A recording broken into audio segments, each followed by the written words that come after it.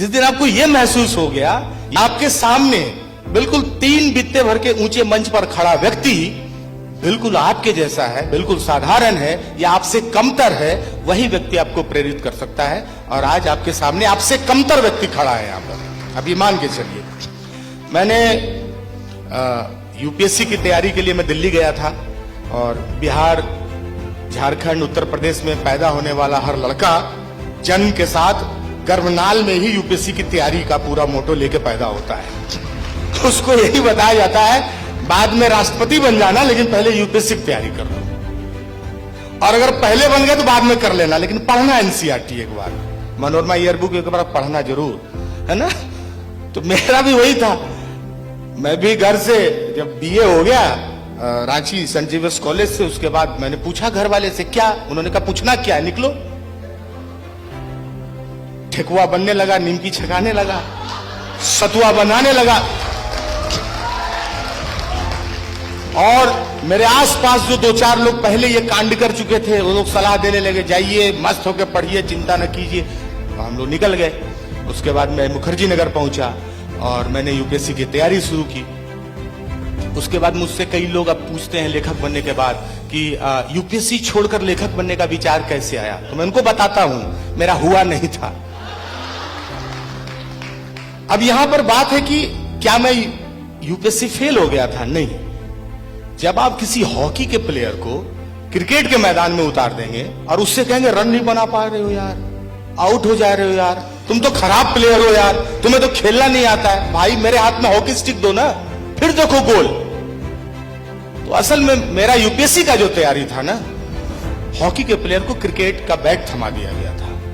यहीं पर शुरू होता है असल में आदमी का संघर्ष। पहला संघर्ष कि आप किस काम के लिए बने हैं, इसकी खोज आपको करनी चाहिए। आपको अपना मूल ढूंढना, यही असल में जीवन की यात्रा है। मैं किस काम के लिए बना था, या मैं किस काम में दक्ष हो सकता हूं। मुझ में कुछ तो ऐसे तत्व होंगे ना जो मुझे प्रेरित करेंगे और मुझे उस काम के लिए हुनरमंद बना देंगे। क्योंकि मैं नहीं मानता हूं कि प्रतिभा कोई जन्मजात गुण है, मैं उसको अर्जित भी मानता हूं। मैं किसी व्यक्ति को जन्म के आधार पर आप ये नहीं अंतर कर सकते कि ये व्यक्ति प्रतिभाशाली पैदा हुआ था, जिस दिन पैदा हुआ था आसमान में इंद्रधनुष बना था, जिस दिन पैदा हुआ था अमामस खत्म ही नहीं हो रहा था, ऐसा कुछ ही नहीं। प्रतिभा कई बार अर्जित होती है, वो आपके परिवेश पर निर्भर करती है, आपके आसपास के लोगों पर निर्भर करती है, आप कैसे समाज में जी रहे हैं, आप कैसे परिवार में हैं, आपके घर आंगन का परिवेश कैसा है, इन सब में भी आप नरिश होते हैं धीरे धीरे, है ना। तो मैंने बचपन से अपने पिता को समाजवादी आंदोलन, तो इनका भाषण, तो इनकी कविता, तो दिनकर, तो रेणु की कहानियां, तो दिनकर की कविताएं, तो प्रेमचंद की कहानियां, मैंने यही सुनते हुए मैं अपने पिता से मैट्रिक तक कहानी सुनता था। मैट्रिक पास होने तक मैंने अपने पापा से कहानियां सुनी है। तो मेरे मन में, मैं मैट्रिक की तैयारी के दौरान कविता लिखता था 4 बजे सुबह उठ के, लेकिन वो कविताएं नहीं थी, वो केवल मेरी रुचि थी, वो फालतू चीजें थी जिसका कोई अर्थ नहीं था। लेकिन मुझे अपना मूल जब ढूंढना था, वो तब मैंने ढूंढा जब मेरा यूपीएससी का अटेम्प्ट खत्म हो गया। मैं लेट कर गया, मैं देर कर गया, मुझे तब लगा मैं क्या करूं, मेरा तो यूपीएससी खत्म, अब तो लाल बत्ती कपार पर जलेगा नहीं, अब मुंह लाल करके घर जाना है और फिर पूरा समाज काला कर देगा। आ गए, आओ कलेक्टर साहब, बाप रे बाप, देखिए तो फिर वो आपको बताएंगे क्रिकेट खेल नहीं पाता है, खेलना आता ही नहीं था। भैया हम हॉकी के प्लेयर थे। तो मैंने अपना मूल उस दिन खोजा, अपने अंदर का अनुसंधान, अपने अंदर की खोज कोलंबस के अमेरिका खोजने से ज्यादा बड़ी खोज है, उस खोज में लगी आप। और तब मैंने खोजा कि मैं एक लेखक हो सकता हूं। मैंने यूपीएससी की तैयारी के दौरान देश दुनिया को पढ़ा, सामाजिक समस्याओं को पढ़ा, आर्थिक नीतियों को पढ़ा, उसका विश्लेषण करता हूं, उसको लिखता हूं। तो मैं कहानियां क्यों नहीं लिख सकता हूं? और मैंने एक कहानी लिखी यूपीएससी के ही तैयारी करने वाले लोगों की जिंदगी पर, डार्क हॉर्स नाम की। और यहां से मेरा अलग तरह का संघर्ष शुरू हुआ कि मैंने जब किताब लिख ली मात्र 9 दिनों में, मुझे इतनी हड़बड़ी थी कुछ हो जाने की। उसके बाद जब मैं उसे छपवाने निकला तो मुझे याद है 2014 के विश्व पुस्तक मेला में मुझे 27-28 प्रकाशकों ने रिजेक्ट किया कि अरे बाबू अभी पको, अभी पको, और जब आप पक जाइएगा तो चूस लिए जाइएगा। आपको तपना चाहिए, पकने और तपने में अंतर है। हम शब्दावलियों के हेर फेर में कई बार जिंदगी का रास्ता इधर उधर कर देते हैं। मुझे पता चल गया ये पकना नहीं तपना है। जो तपेगा वो दमकेगा, वो चमकेगा, और जो पकेगा वो चूस लिया जाएगा। इसलिए तपने पर ध्यान दीजिएगा। और संघर्ष में जो ताप होता है वो आपको तपाता है, पकाता उकाता नहीं है। तो यहां से शुरू हुआ। मुझे रिजेक्ट किया। किसी ने कहा हिंदी की किताब का नाम अंग्रेजी में है, किसी ने कहा तुम्हारा नाम ही अजीब है, नीलोत्पल मृणाल टाइप का। तो मुझे लगा भाई ये मेरा संघर्ष है। 9 दिन में कहानी लिख ली, उपन्यास लिख लिया, राइटर हो नहीं पा रहे, फंसा हुआ है, मन हदमदा रहा है, उल्टी हो नहीं रहा, हो जाए राइटर, हो जाए, होइए जाए।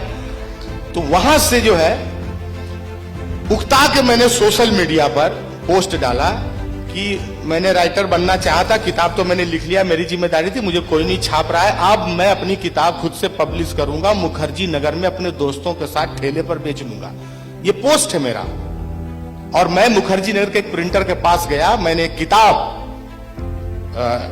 अच्छे प्रकाशक की काशी एक किताब मैंने ली। मुझे लगा कि मेरी किताब की मोटाई इतनी होगी, और मैंने कहा भैया इस किताब को, ऐसा किताब छापने का एक किताब का कीमत कितना लगेगा? उसने मुझे बताया कि 40 से 42 रुपया। मैंने 500 किताब छापो, 3 दिन में राइटर बनाओ, बात कर।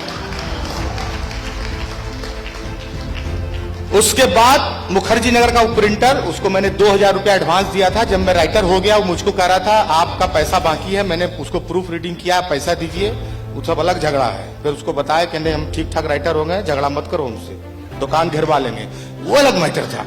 लेकिन उसके बाद जब मैंने यही बात फेसबुक पर डाली तो एक व्यक्ति ने, एक लड़के ने मेरी उम्र के मुझे मैसेज किया कि एक बार आप मुझे किताब पढ़ने को दीजिए। तो मैंने कहा कि आप छापेंगे? कहा कि नहीं, हम पब्लिशर बनना चाहते हैं। यार ये आदमी मिल गया मुझे, मैं लेखक बनना चाहता हूँ, पब्लिशर बनना चाहता हूँ। उसने भी अपना मूल खोजा, मैंने भी अपना मूल खोजा, यही गई यात्रा। यहां पर कोई विक्टिम होने की बात नहीं है। मेरा कभी कपार नहीं फूटा, मैं भूखे नहीं दौड़ रहा था दरियागंज या पुस्तक मेला। मैं छोला भटूरा पहले घुस के खा लेता था पुस्तक मेला में। लेकिन मेरा संघर्ष यह था कि मैं बतौर लेखक भटक रहा हूं, कोई मुझे मान्यता देने के लिए तैयार नहीं है। सोशल मीडिया उस वक्त मेरे लिए बहुत कारगर साबित हुआ। वो लड़का और मैं दोनों सीपी में कनॉट प्लेस रिवोली सिनेमा के बगल में हनुमान मंदिर के पास मिले। मैंने उसका कहा गुरु, उसने कहा मुझसे कि अब ISBN नंबर लेना होगा। मैंने कहा लो। कहा पैसा हम नहीं देंगे, इसी के लिए तो छप नहीं रहे थे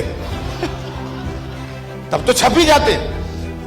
उसने फिर अपने पैसे से ISBN नंबर लिया, वो प्रकाशन बना, और उसके बाद मेरी किताब छपी। और 1 साल के बाद उसी गुमनाम किताब को साहित्य अकादमी युवा अवार्ड मिला।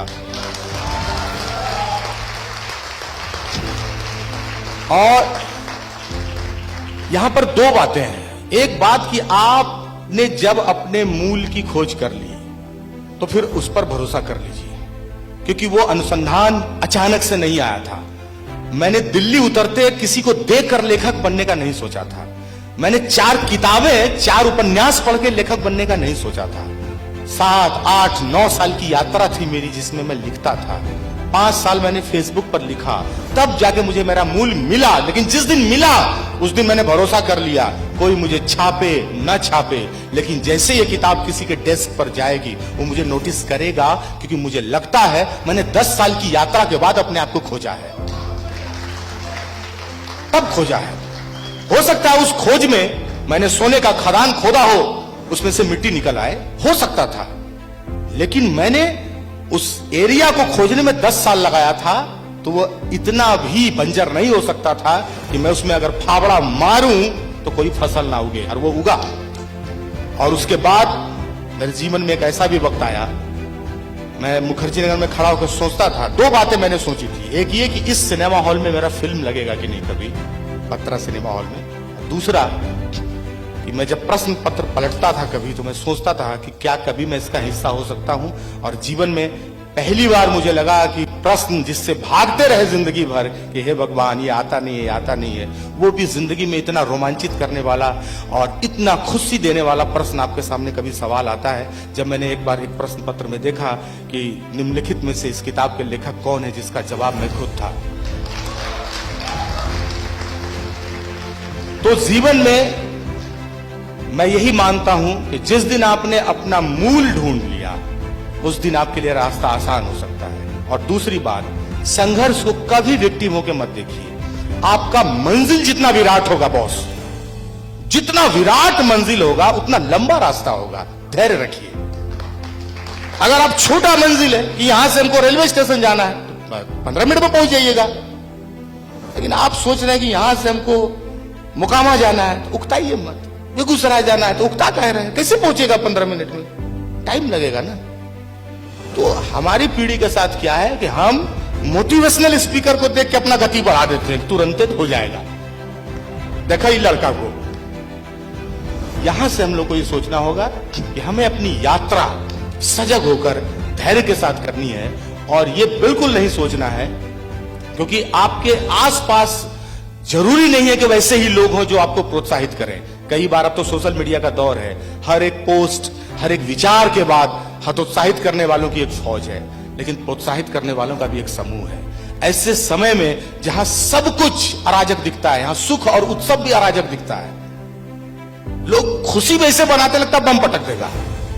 1 जनवरी को निकल जाइए तो लगता है कि भगवान युद्ध हो गया, गृह युद्ध छिड़ा हुआ है रोड पर। तो जहां उत्सव भी इतना अराजक है वहां पर धैर्य के साथ अपने लक्ष्य को साधते हुए आगे बढ़ना ये थोड़ा कठिन काम तो है, खास करके हमारी पीढ़ी के लिए। लेकिन मुझे लगता है कि हमारी पीढ़ी को अपने आप पर भरोसा, और दूसरा बात कि हम लोग जैसे परिवेश से हैं, देखिए मेरा ये पुखराज, मूंगा, मोती, ये सब घर से जख बाबा, अक्षत, चावल, भभूत, ये सब साथ लगा के भेजा गया था, पूरे पैकेज में दिल्ली भेजा गया था। ठीक है, ये आपको भी भेजा जाता होगा, आप भी पटना आए होंगे तो इस पूरा पैकेज लेके आए होंगे, है ना। सोमवार को मेरा एग्जाम भी हो तो मेरी माँ तो यही कहेगी सुबह उठ के नोट्स दोहरा लेना, ये तो नहीं कहेगी पहले डाल लेना जल। तुमराम जानते हैं तुमको वही पास करा सकता है ना। तो ऐसी स्थिति में भाग्य पर विश्वास तो हमें हमारे परिवेश से मिला है, लेकिन मैं मानता हूं कि आप में से कई लोगों को दुनिया कहती होगी या आपका ही ज्योतिष कहता होगा कि आपके भाग्य में कुछ नहीं है। तो मैंने अपने उपन्यास अवघड़ में एक पंक्ति लिखी है, उसको मैं आपके साथ साझा करके इस बात को खत्म करना चाहूंगा कि अभागा ईश्वर का वो भरोसेमंद व्यक्ति है जिस पर ईश्वर को भरोसा है कि इसे कुछ मत देके भेजो, ये सब कुछ खुद हासिल कर लेगा। दूसरी बात कि जिसके भाग्य में कुछ नहीं है सब कुछ उसके हाथ में है। और तीसरी बात कि अभागा भाग्यशाली व्यक्ति ईश्वर के सहानुभूति का पात्र है और अभागा ईश्वर के लिए श्रद्धा और सम्मान का पात्र है, आप पर वो भरोसा करता है बॉस। तो अपने आप पे भरोसा रखें, अपने काम पर भरोसा रखें। और एक सपना मेरा पूरा हुआ कि मैं प्रश्न पत्र में आया, और मैं बहुत जल्द शायद किसी टेडेक्स में ये साझा करूं, जो कि 2-3 दिनों में ही संभव है कि डार्क हॉर्स पर मूवी के लिए भी साइन होने वाला है मेरी किताब पर, और मैं पत्रा प्रो सिनेमा भी देख लूंगा। और ये यात्रा केवल भरोसे की यात्रा है, क्योंकि वो भरोसा, वो जो मूल है, जो आपकी दक्षता है, जो आपका कौशल है, वो आपने एक वक्त लेकर पाया है। तो कर्म पर यकीन और एक अज्ञात शक्ति पर भी आस्था रखिए, लेकिन सबसे ज्यादा भरोसा आप अपने पर रखिए, क्योंकि गीता में भी कहा गया है कि देह इसलिए मिला है कि तुम कर्म करो। और इसके साथ मैं 2 पंक्तियों के साथ खत्म करूंगा अपनी बात को कि एक कवि भी हूं तो ये मोह मैं क्यों छोड़ूं टेडेक्स के मंच पर, तो इसको भी मैं दे ही दूं। जितने लोग हैं उनके भी सर नाली दूसर यहाँ के युवाओं के लिए मैं कहना चाहूंगा कि आसमां पर फेर कर तू उंगलियां, रे लिख दे गीत वहां है रे लिख दे गीत वहां, कि आसमां पर फेर कर तू उंगलियां,